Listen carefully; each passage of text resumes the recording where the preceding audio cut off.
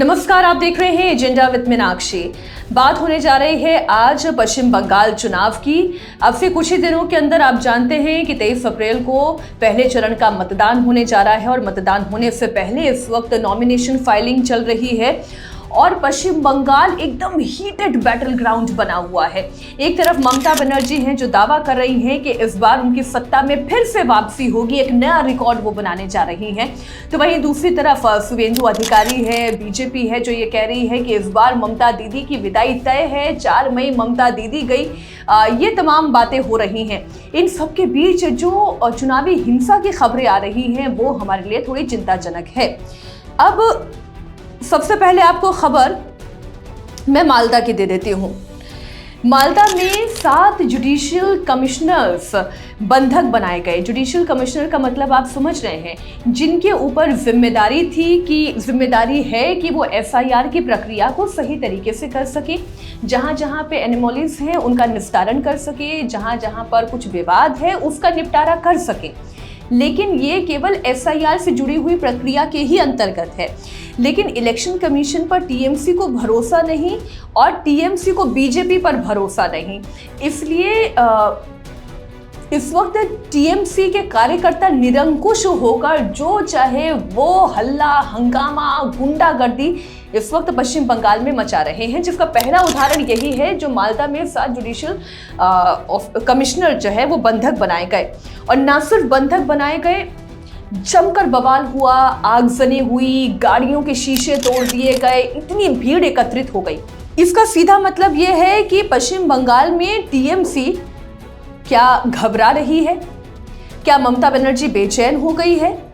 क्योंकि मालदा तो ऐसा एरिया है जहां पर मुस्लिम पॉपुलेशन ज्यादा आबादी में है, 50% से अधिक मुस्लिम जनसंख्या यहां पर है वोटर लिस्ट के अनुसार।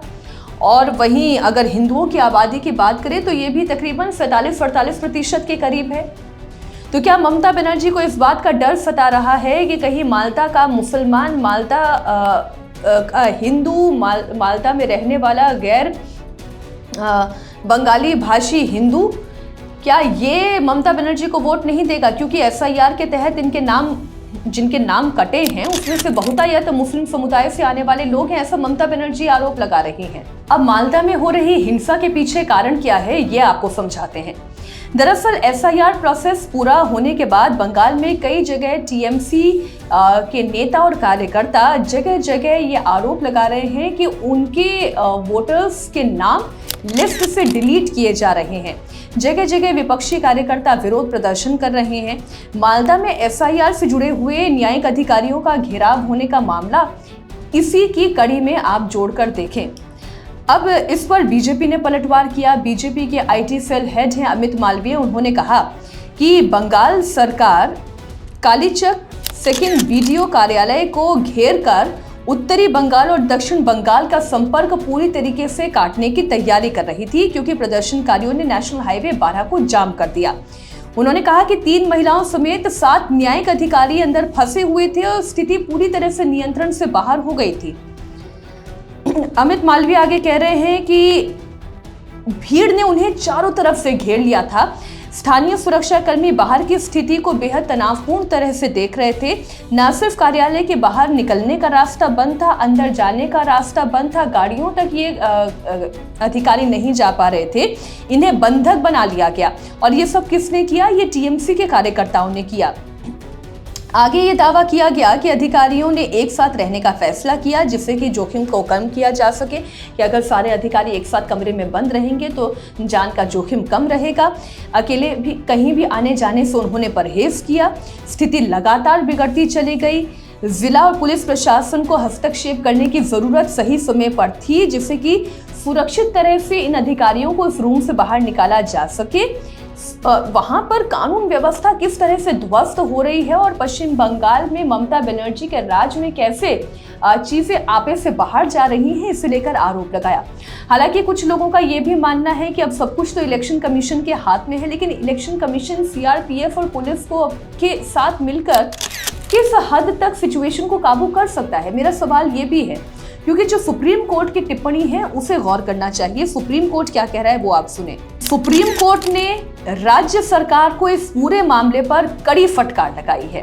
सुप्रीम कोर्ट ने यानी कि अदालत में चीफ जस्टिस सूर्यकांत ने पश्चिम बंगाल के विरोध प्रदर्शन के संबंध में रिपोर्ट तलब की है और उन्होंने कहा है कि मुझे कल रात सख्त आदेश जारी करना पड़ा, तब जाकर प्रशासन हरकत में आया। सोचिए, इसमें जब हम कहते हैं कि ये जुडिशनल कमिश्नर हैं, इसमें डिस्ट्रिक्ट लेवल के जज भी शामिल हैं जो यहाँ पर एसआईआर की प्रक्रिया को सुचारू रूप से आगे बढ़ाने और जितनी एनिमोलीज हैं या अनियमितताएं हैं जिसे आप हिंदी में कहते हैं उसके निस्तारण के लिए काम कर रहे थे, इन्हें बंधक बनाया गया। चीफ जस्टिस खुद कह रहे हैं कि मुझे कल रात हस्तक्षेप करना पड़ा, मेरे सख्त आदेश के बाद प्रशासन हरकत में आया क्योंकि घिराव किए गए न्यायिक अधिकारी का 5 साल का बच्चा भी उस वक्त घर में था।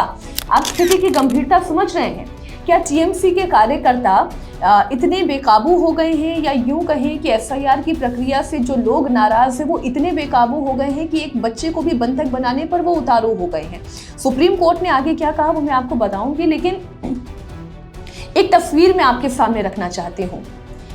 इस तस्वीर को आप बहुत गौर से देखिए। जो प्रदर्शन यहाँ पर हो रहा है, इस प्रदर्शन में आपको युवा तो नजर आ रहे हैं, कुछ बुजुर्ग भी नजर आएंगे, लेकिन इसी प्रदर्शन में छोटे छोटे बच्चे नजर आ रहे हैं।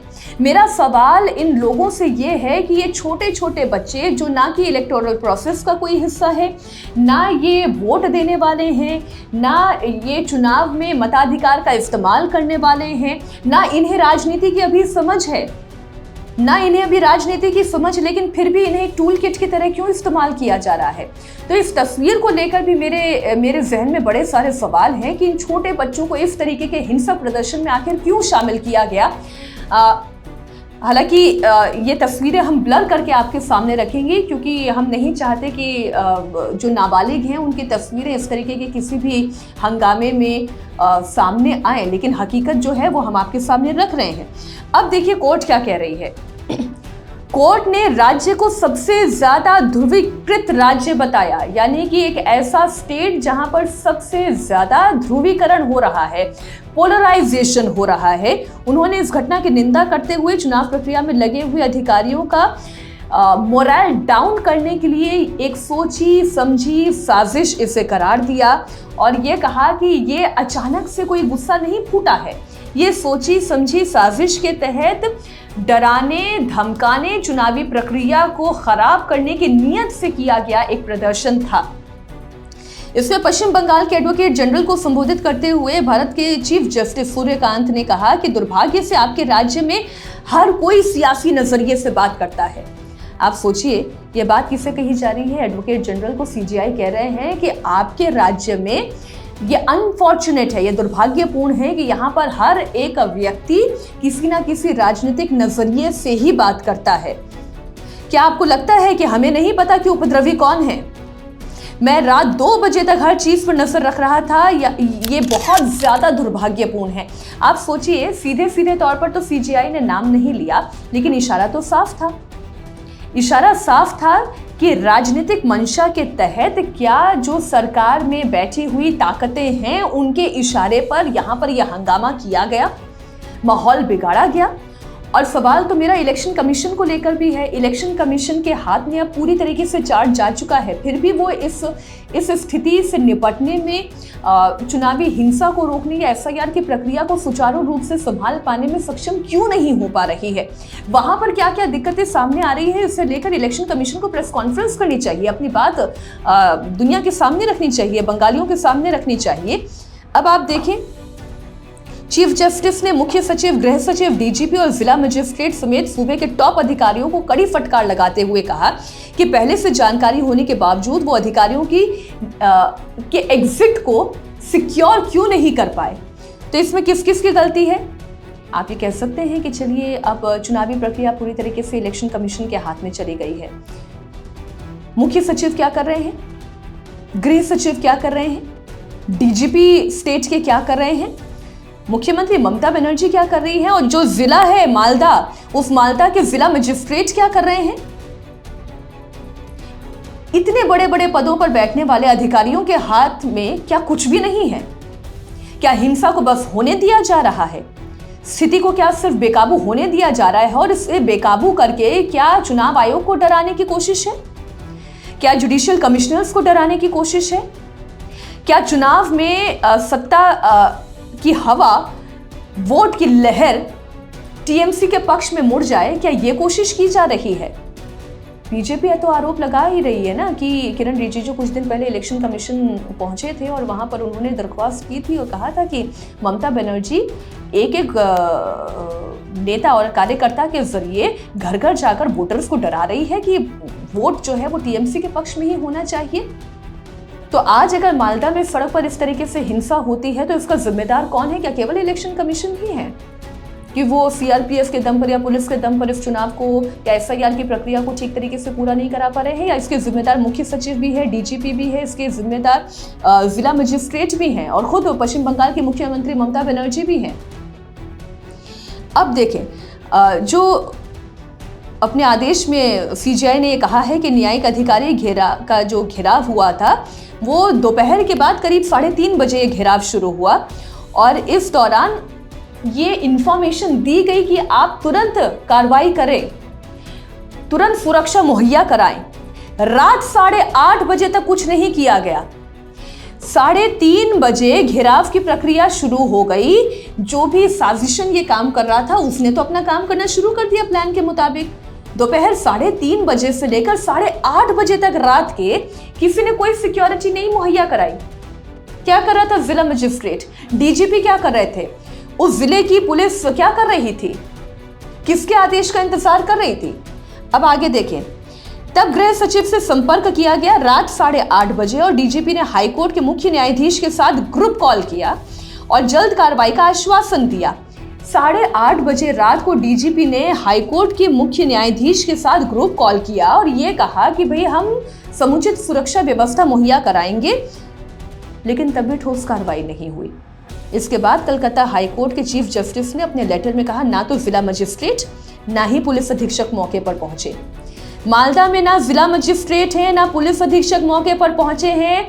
7 जुडिशियल कमिश्नर बंधक बना दिए गए हैं, उनके साथ 5 साल का एक छोटा बच्चा भी कमरे में बंधक बना दिया गया है, लेकिन ना वहां के जो थाना अधिकारी है वो मौके पर पहुंचे, ना जिला मजिस्ट्रेट मौके पर पहुंचे, ना पुलिस अधीक्षक का कोई अता पता। और रात के 8:30 बज चुके हैं, इतने घंटे बीत चुके हैं, तब ये हाल है। सीजीआई ने कहा कि इतनी बात बिगड़ जाने के बाद पुलिस महानिदेशक यानी कि डीजीपी और गृह सचिव को बुलाना पड़ा, तब कहीं जाकर मौके पर स्थिति को संभाला जा सका।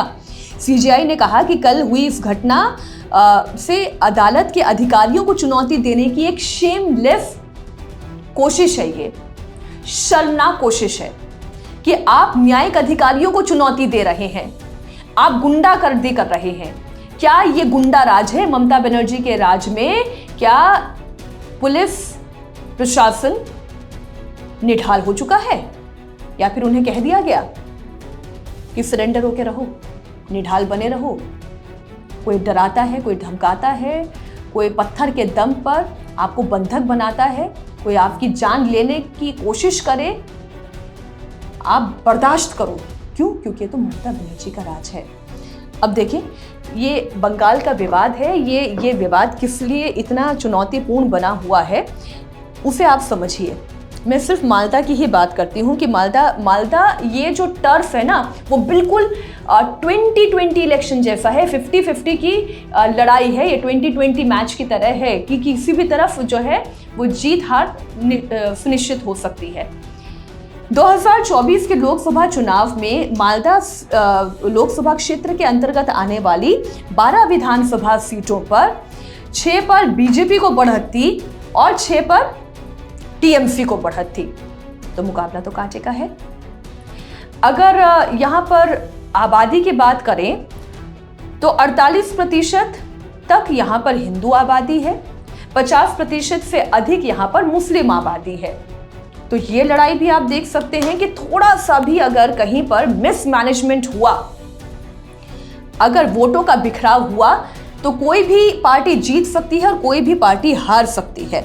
अब मालदा उत्तर जिसमें मालदा जिले के 7 विधानसभा क्षेत्र हैं और मालदा दक्षिण जिसमें इस जिले के 5 विधानसभा क्षेत्र हैं और मुर्शिदाबाद जिले के 2 विधानसभा क्षेत्र भी इसमें आते हैं। मुर्शिदाबाद आप जान ही रहे हैं कि हुमायूं कबीर का इलाका हो गया और असदुद्दीन ओवैसी भी इन तमाम इलाकों पे अब अपनी ताल ठोक रहे हैं। टीएमसी के लिए ये भी एक चुनौती है। टीएमसी के लिए चुनौती ये है कि वो अपना 50% का वोट बैंक थोड़ा भी नहीं खिसकने दे सकती, क्योंकि एआईएमआईएम और हुमायूं कबीर का अलायंस इस क्षेत्र में दावा ठोक रहा है और अगर यहां से 10% वोट बैंक भी मुस्लिमों का खिसका तो उनके लिए ये सीट बचाना मुश्किल हो जाएगा। ऐसे में जिस तरीके से यहाँ पर माहौल गर्म हो रहा है, जिस तरीके का तनाव यहाँ पर पैदा हो रहा है, उसके बाद ये तो कहा जा सकता है कि एक सोची समझी रणनीति के तहत ये किया जा रहा है और इसमें केवल एसआईआर कारण नहीं है, इसमें ममता बनर्जी का वो डर एक कारण है कि ये सीट कहीं उनके हाथ से फिसल ना जाए। 2021 के रिजल्ट की अगर हम बात करें तो 2021 के विधानसभा चुनाव में जिन 12 विधानसभा क्षेत्रों की मैं बात करी उसमें 4 बीजेपी के पास थी और 8 टीएमसी के पास थी। अब 2024 के लोकसभा चुनाव में अगर वहां के विधानसभा सीटों के नतीजों को ही देखें, विधानसभा सीटों में वोटर्स के ट्रेंड को हम देखें तो मुकाबला तो बराबरी पर आ गया। तो 2021 में जो बीजेपी 4 पर थी और टीएमसी 8 पर थी, वो 2024 में बराबरी पर आकर खड़ी हो गई। तो कहीं ऐसा तो नहीं कि 2026 में ये मालदा ये ममता बनर्जी के हाथ से निकल जाए। इस डर की वजह से वहां पर एक माहौल तैयार किया जा रहा है कि मुसलमानों का वोट कतई बटने ना पाए, ओवैसी के पास ना जाने पाए, हुमायूं कबीर के पास ना जाने पाए और इधर हिंदुओं को इतना डरा दिया जाए कि वहां पर भी जिस पोलराइजेशन की कोशिश बीजेपी भी कर रही है वो पोलराइजेशन ना होना पाए। इस पर आपकी क्या राय है? पश्चिम बंगाल की इस चुनावी रणनीति के बीच मछली वाली पॉलिटिक्स, भाषा की पॉलिटिक्स, हिंदू मुस्लिम की पॉलिटिक्स, इन तमाम बातों को लेकर आप खुद क्या राय रखते हैं? आप जरूर हमारे साथ साझा करिएगा। आज एजेंडा में बस इतना ही। बहुत शुक्रिया।